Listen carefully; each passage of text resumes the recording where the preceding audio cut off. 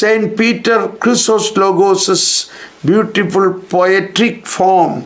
The Father in heaven urges us as children of heaven to ask for the bread of heaven. So daily food is like a bread of heaven. Christ himself is the bread, who, sown in the virgin, raised up in the flesh, kneaded in the passion, baked in the oven of the tomb, reserved in the churches, brought to the altars, furnishes the faithful each day with food from heaven.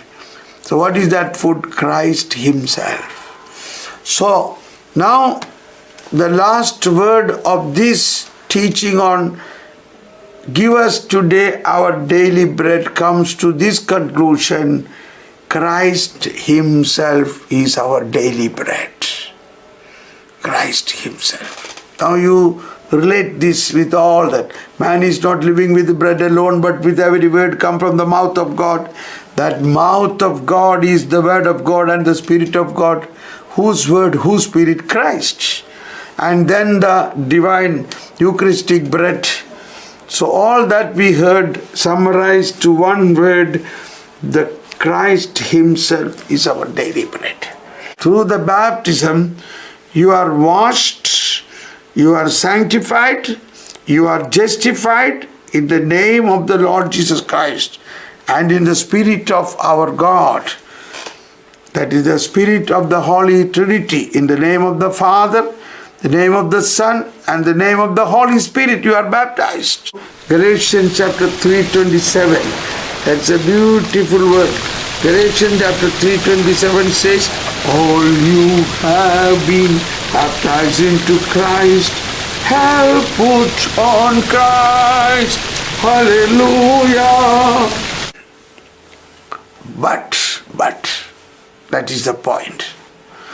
So, but the Apostle John always says, if we say we have no sin, we deceive ourselves, and the truth is not in us.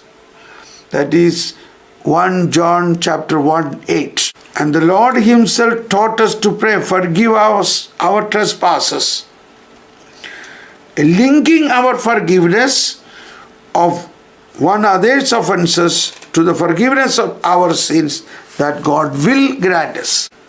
The new law is a law of love, even extended to loving your enemy. But I said to you, love your enemies and pray for those who persecute you, that you may be children of your heavenly Father. Then only our Father parents a meaning. Then only we become really children of our Father. For he makes his sun raise on the bad and the good, and causes rain to fall on the just and the unjust. This is the core of this aspect. How can we forgive others who has completely against us enmity? It is because of this word of God, this word of Jesus, this truth that God the Father love everybody same. Put your sword back into its place, for all who take the sword will perish by the sword. No more of this.